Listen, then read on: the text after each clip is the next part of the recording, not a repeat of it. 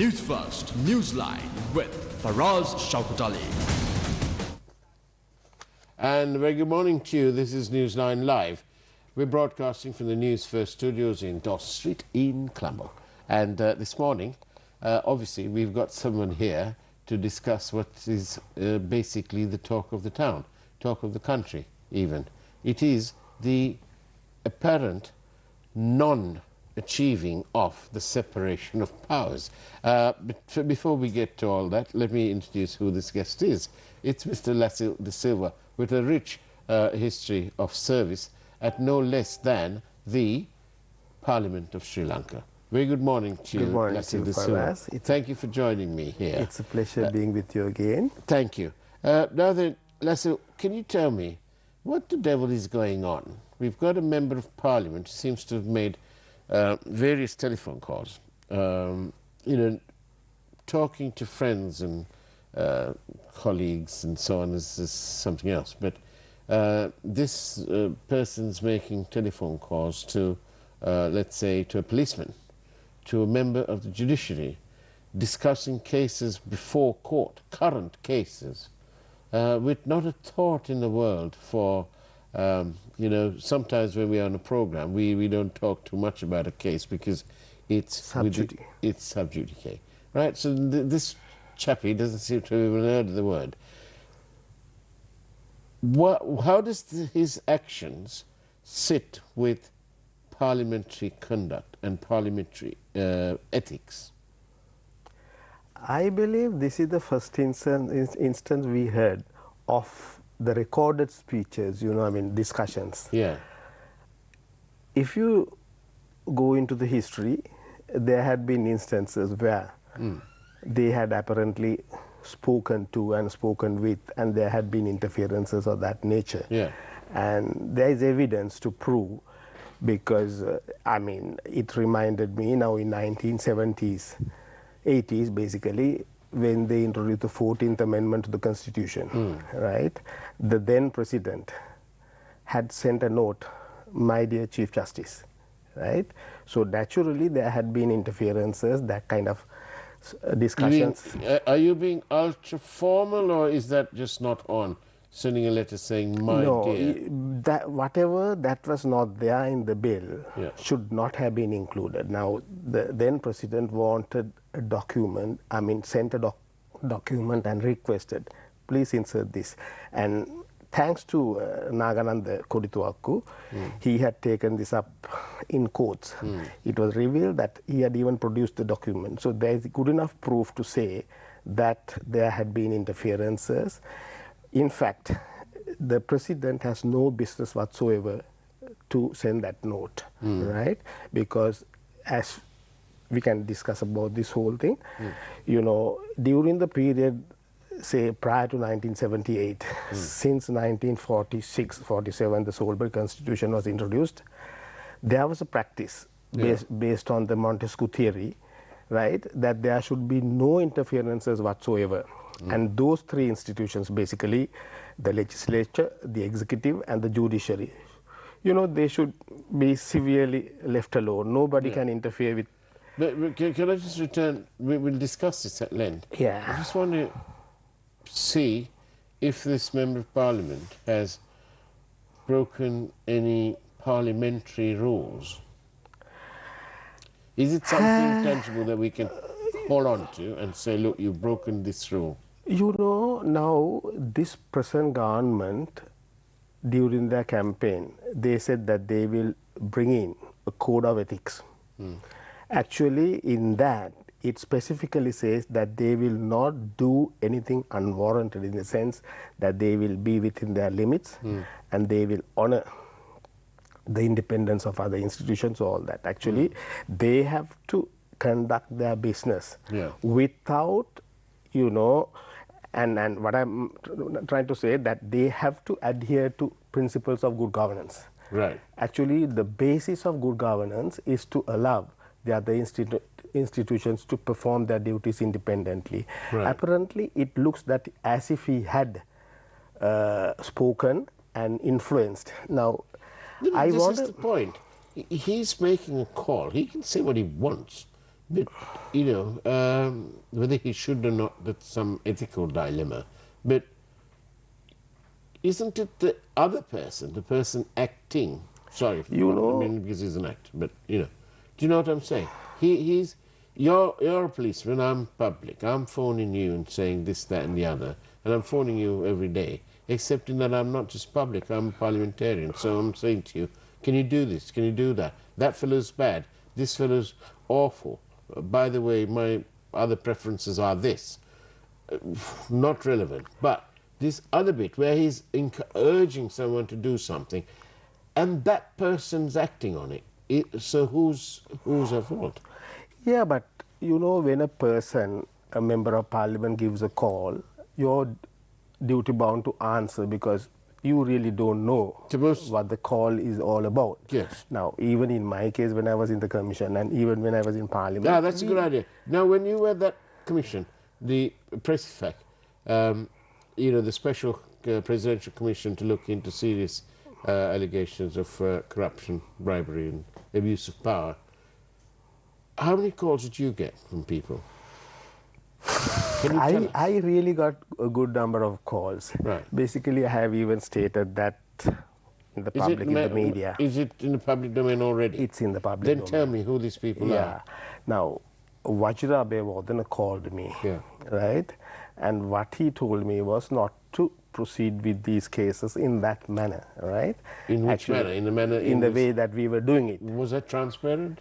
Yeah, we were transparent. We were within, you know, our jurisdiction. Who told you, who picked the cases that you were looking at? No, actually we did it on the normal basis. When the cases were presented, the commission considered all that. Who sent you the cases? The general public. Ah, right, this is what I mean. So you wasn't some little team seated at President's house saying, this, yes, this in the bin, this, yes, this in the bin? No, actually we published notices, even this it was transparent. TV. It was really transparent and there was no problem at all. So this chap calls you. Yeah. And you have no choice but to answer the phone. Yeah, but eventually it came to a situation, he had, you know, he called me several times and actually... Insistent calling? Yeah, in the sense, then I blocked him. Oh. Right? That was how we did it, because unfortunately most of the officers can't do that nowadays because, you know, for various reasons, right? Yeah, because they lose their job. Yeah, and they might have other problems too. I have myself faced similar situations, basically, but unfortunate situation is, you know, if we had the same system that existed prior to 1978, right, I don't think there could have been any problem for an officer to say, with even sir, don't call me, don't worry me, I will do my job, right? I know a senior commander in the Air Force, right? There had been a call from one of the ministers, right? This particular guy was 1 inch short, right? So repeatedly called and embarrassed him, asking him to, having told him to take him back. And he had to be called for the final interview as well because of the pressure. Right. Ultimately what he did was, he had told to send me a letter, right? And he had sent a letter. And he had passed it to the relevant authorities and said, okay, keep the letter there and tell him to stand on that and see whether he has got the correct height. So on that basis, it was told that he didn't have the necessary height and he was rejected. That was the kind of public service we had long years ago. Right. Right? And unfortunately, nowadays you can't do that. Even in Parliament, I know a number of parliamentarians wanted us to recruit the kind of people they wanted. We never did that. Look, right? Ahead of discussing this business separation of powers, let me, I've got a new thing going here. I thought I'll pour you a cup of tea. Fine, thanks. It's actually, it's the finest tea going. It's good Ceylon tea. Look at the colour. Yeah, isn't that marvellous? Good. Right, and it's from my colleagues at Jones Tea. You know, is it good? Excellent. Do you like it? Excellent. Really? I like it. Yeah. Good. Well, you know, I thought we'd be a bit host you to a cup of tea. Very good. It's excellent cup of tea. Wonderful, because it is it is the best of Ceylon tea coming from Mr. A.F. Jones. Ah, right. It's very good. It's part of us. You know. Right. Look, it's very nice, and so I'd like to. Refreshing. It's very refreshing. I'll just have another sip. Yeah, it's lovely. It's lovely. Oh gosh, it's lovely. It's brilliant. And it's from Jones. Now then, separation of powers. It's I think we'll have a card up on the screen soon.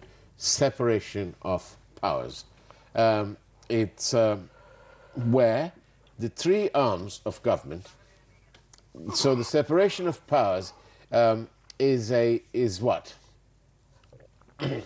It is, well, as it says on the card, it is to separate the executive, the legislature and the judiciary. And proper compliance of the separation of powers will mean that one branch doesn't encroach on the other branch.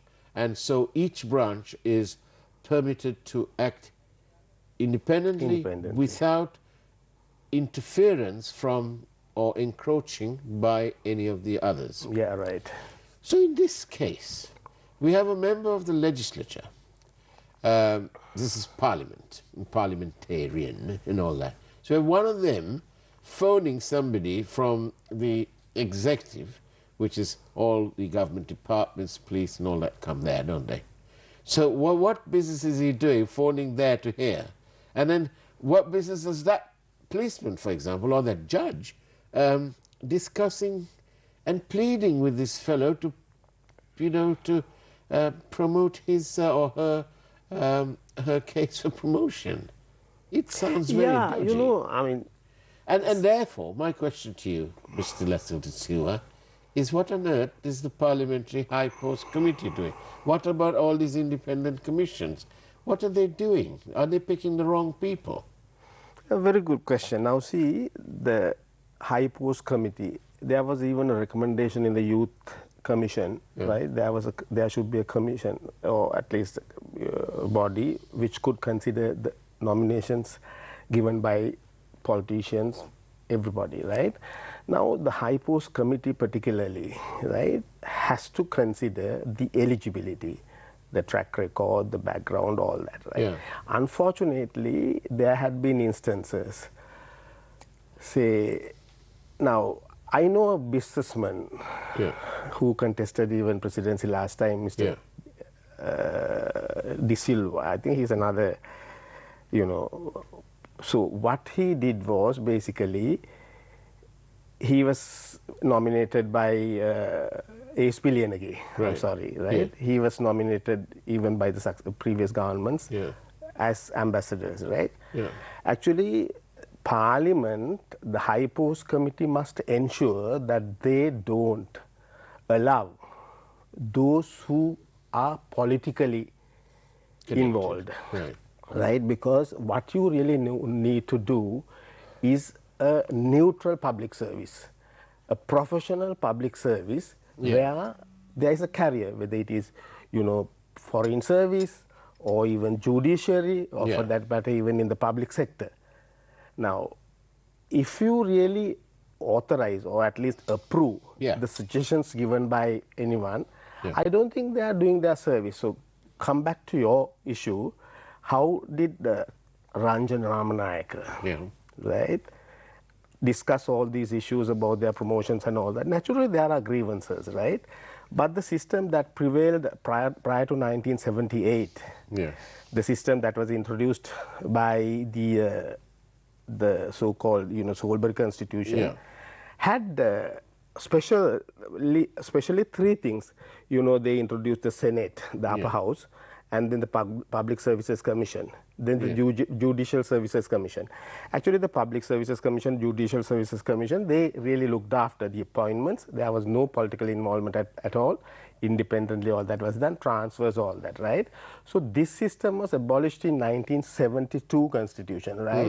In 1978, J.R. Jayawardena made use of all that and said that he will include all that back again in the 78 Constitution. Thanks to him, he did that. But there was another underhand, whatever arrangement there, to say it this way. Now, see, 52.2, Yeah. appointment of secretaries to ministries, right, was handed over to the president. Yeah. And those appointments again need to be authorized by the High Post Committee. And from time to time, that particular section Yeah. has been, from time to time, that particular section has been upheld by the Supreme Court. If you remember, in the case of Dr. P.B. Jayasundara, the Supreme Court then upheld that the president could appoint whoever he deemed fit. Yeah, because that's he deemed fit. Yeah, that is because he has the constitutional powers, you know, to do so, to make those appointments. But unfortunately, prior to 1978, all that was done by the Public Services Commission. Yeah. So what is basically important, you have to have a body, independent body, you know, looking into all that appointments and promotions, transfers, disciplinary matters, all that. Yeah. Under an independent setup. The biggest problem is all that had been handed over to the politicians. So in my view, politicization is basically appointing people who have had political affiliations, right, to various positions. Now, under the Army Act, for example, and we had Sat Fonseca found guilty of this. It was court-martial, wasn't he? Because the Army Act says that you can't engage in politics whilst you're in service, and I think for 6 months thereafter, after you leave. Why can't we have, or is there such a requirement, or is there such a prohibition in terms of the public service? In terms of the police, for example? After retirement, you mean? No, whilst you're working. No, whilst you're working, you can't get, you know, you really can't do anything to do with politics. Apart from voting. Yeah, apart from voting, right? Yeah. You have to carry out your duties with sincerity, with, you know, integrity, without getting involved in politics. Unfortunately, now see, I brought a book today. Can you tell me this very easy? Because everyone is just listening to it, and we're not really interested in the salacious details of his preferences and all that business. But we're talking about the enormity, the severity of this whole business, where a policeman, a judge, is allegedly those people, because it's subject to all confirmation, been talking to this parliamentarian about ongoing cases. Yeah. So who's breaking the law here? There is a blame that should definitely go to the MP concerned, right? But the biggest problem is, you know, this has been a situation that had existed for the last so many decades.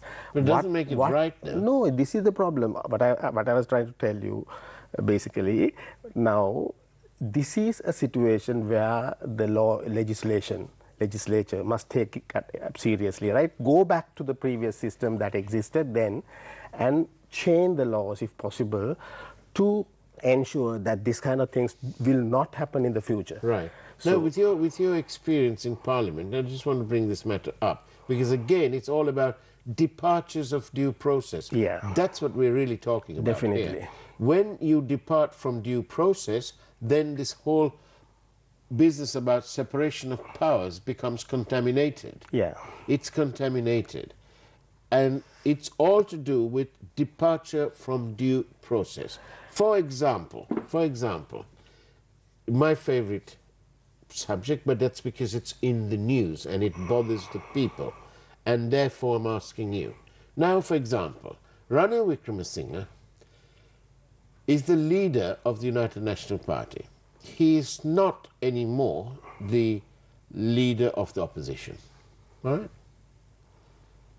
Then, I don't understand why he enjoys a security contingent of reportedly, allegedly, let's say, 150 people, 2 bulletproof, blah, blah. And the cost of that's supposed to be around 15 million rupees a month, right? A lot of money. On top of that, now that he's not the leader of the opposition, and you should know this, would he be entitled to a ministerial room in Parliament? No. So then, we'd need to check up on the claim that the Speaker has allocated him a minister's room. On what basis? This is the problem. Now see, there were situations even previously, right? There were various requests, various party leaders, right, wanted rooms. Unfortunately, that could not have been done. That was not done, right? So the biggest problem is there's a room, there's an office for the leader of the opposition, right, and there again for the chief government whip, chief opposition whip. But Wickremesinghe isn't any of these slots. It's not holding any of those posts, right? Yeah. In a situation like that, I don't think, because this will create a bad precedent. So we're going to check on this. Yeah, claim. you can't do that. We will check. We will speak to the Speaker today. No, you can't do that. Right. There is no way at all, right, because this is public money. This is where the departures take place, right? You have to be within your... You need to audit all this, don't you, really? Yeah, the Auditor General is there, but unfortunately now see... Well, whenever he tries, when the institution of the Auditor General's department, when they try to do these things, they're scorned at. Yeah. And, the last one, do you remember, Dr. Gamini Vijayasinghe? He's this very valid Auditor General. And he had lots of trouble. Now, we'll go back to the National Audit Bill. Why did they defer it for so long, right? Yes, exactly. Because there was a provision to surcharge the person who, unnecessarily spends money or whatever, right? Yeah. There is a provision. Because of that, they wanted to delay. And they had to dilute the whole thing and introduced it. But these are the problems, right? All those laws, actually, Audit Bill was an enabling law, having established the audit commission, right? So if they are reluctant to give necessary powers by law, pointless having an audit commission. So similarly, on that basis, the systems, they have really broken down because they used their discretion on the wrong basis. Let me say it that way, right? They are not allowed to do that. They are not supposed to do that. They are not supposed to create a bad precedent as well, but they do that. So these are matters that should be audited, and it should be surcharged from the Honourable Speaker. Thank you for your questions, which you've sent by SMS to 0772 300 305. 772 300 305. Card should be on your screen. I'm going to just read a few one of several that have come here. Ranjan had a sort of carte blanche under Ranil to do what he did, and, like the bond issue, Ranil must be held responsible for the actions. Yeah, but that's a bit far-fetched? Yeah, that's a matter that should be investigated and found fault with. You know, we can't say it that way at the moment. Another one. It says here, I think referring to you. Yeah. De Silva was an outstanding public servant. Has the Constitutional Council or the President approached him for any of the top positions of any public institution? You don't have to answer if you don't want to. No? Didn't get a call that I'm not on your phone, interested. I'm not interested because I was working against this present setup, in the sense I wanted to bring in my Senaka because I thought the best thing was to bring a total outsider, because a man who had existed in this present system will not be able. But anyway, let me also say it looks that whatever said and done, the present president is also trying a few, like reduction of his staff and even the ceremonial opening, right? Yeah. There was no such, expenditure with horses, all that, was not there. Yes, I know, and I appreciate all these things. And these are small things in which have captured the imagination of the public. Yeah, but all these things have all got ruined, and in almost a perverse sort of way. It's good that these things have surfaced because the public have finally got the proof they need of something that they've always known. You know, what they should do is actually little drops of water ultimately make the big ocean, right? Yeah. So they'll do little things and make the whole thing. These may be like cosmetic type of changes, right? But in my way, I mean, let me be frank about it, right? Yeah. I think Mr. Mahinda Rajapaksa should give him all the support, because I know they did not do what they had to do, right? Right. So in this situation, if Mr. When you say Gotabaya, give him all the support, you mean the president? yeah, Right. to the president, right? Right. If he gets the necessary report. But I personally think this way. Now, the parliament needs to be cleaned up. Yeah. All these problems, because we have sent the wrong people. I believe all the 225 should be rejected by the masses, Yeah. right? Send better people. Now, if you could do that, I think Mr. Gotabaya Rajapaksa will get the necessary strength. And even with regard to nominations, now see the present system, right? It's a system which has been seriously flawed. Yeah. Member of parliament is not accountable to the electorate, right? He Yeah. has a huge electorate, and the previous system that existed here in our country was so good, because then there was no party business there. They selected the member, you knew, and if he was good, he was re-elected, and if he was not good, he was out. I like this question. It's more or less keeping in line with what you're saying. And having taken a sip of pure Ceylon tea, this is even more relevant, because it says here, can sometimes even justice be adulterated? Definitely, it had been done. It had been done. So this is why I say independence of all those institutions based on Latham House principle should be strengthened, right? Right.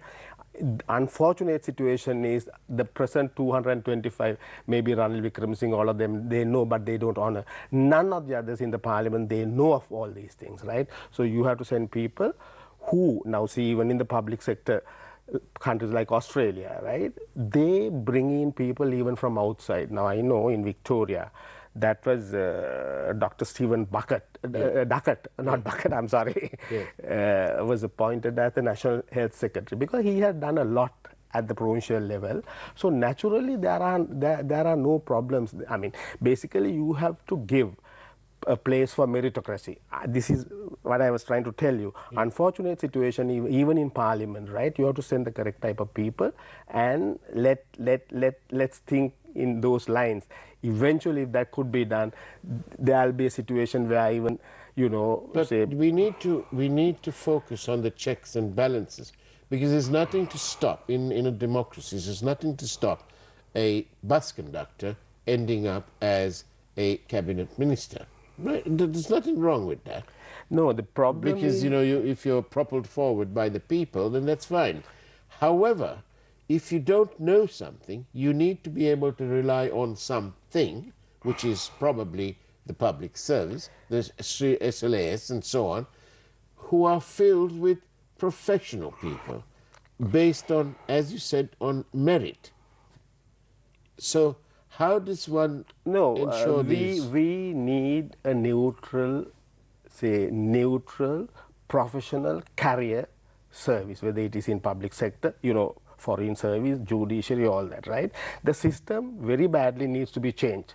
So how should they do that? Basically by bringing in necessary laws amended, you know, I mean, But most of amendments these have to be. laws, Leslie, are used to preclude somebody and to get their own back on Yeah, someone. because, you know, the 1978 Constitution is the root cause of all the problems. Let me say it that way, right? So naturally, bringing in laws to changes to amend the 19th, you know, change the 19th Amendment is not the answer. Yeah. Actually, you should eventually ensure that the checks and balances, you know, at least whatever said and done, this Montesquieu theory, the Latimer House principles, Yeah. you know, all those will have to be largely, you know, will have to be... It's almost, when you describe all this... all that is there. When you describe all this and it's all there, so it's almost like those things you say are in some utopia.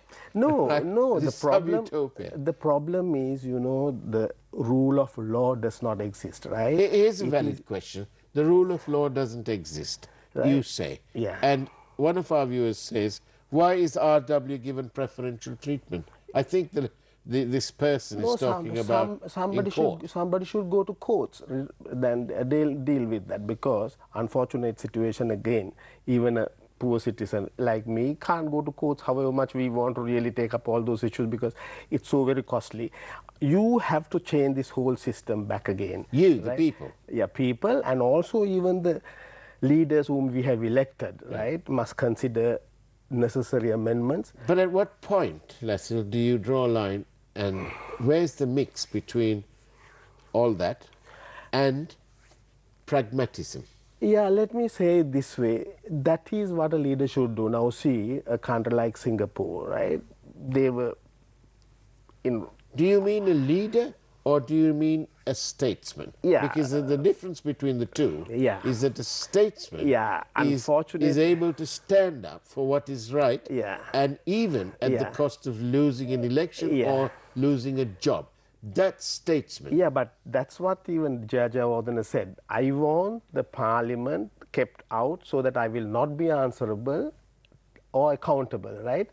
Create a presidency which is powerful.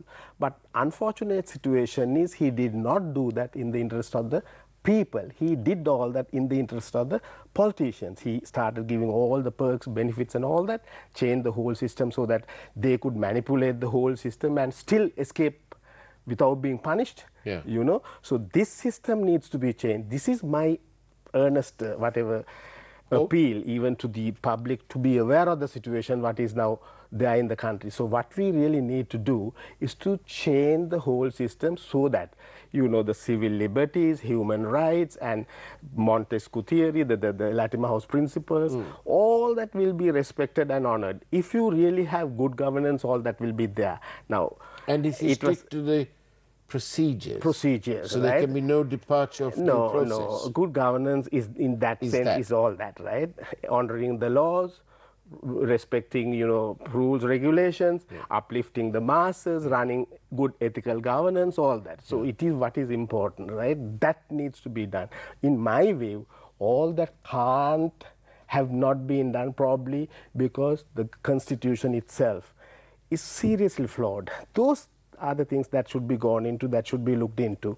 I personally believe if those things could be done basically within a very short period, like what Mr. Gotabe had said, this could be turned around. This could be turned around. But naturally, if you have the right type of people in parliament who understands all that. Now see, these sectoral oversight committees, they are really good because they have a function to do the oversight part of it. But unfortunately, all that is not happening. Why? Because they really don't know.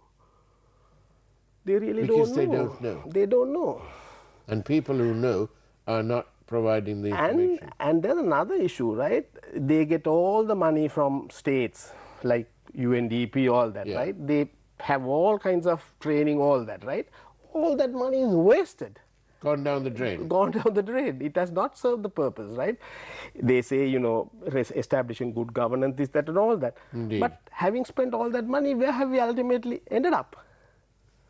After 71 years, we're still in search of that elusive thing called do not depart from due process. Had due process happened, things like the bond scam would never have happened. And if it had happened, if there was due process of law, right? If there was rule of law, right? Naturally, by now, the culprits would have been in jail. It's not happening. Exactly. We wouldn't have needed a presidential commission of this, that and the other. That is why Ranjan Ramanayake is talking about that. We don't have to deal with Ranjan Ramanayake. We should correct what has been, you know, what has come up in all those. Leslie De Silva, it's been marvellous. I do wish we had more time, but, you know, all good things have come to an end, even when it's extended. And let's cheers to a wonderful cup of Ceylon tea. And that's the way it was on Newsline Live this morning. Take care, have a wonderful week ahead of you, and of course, God bless.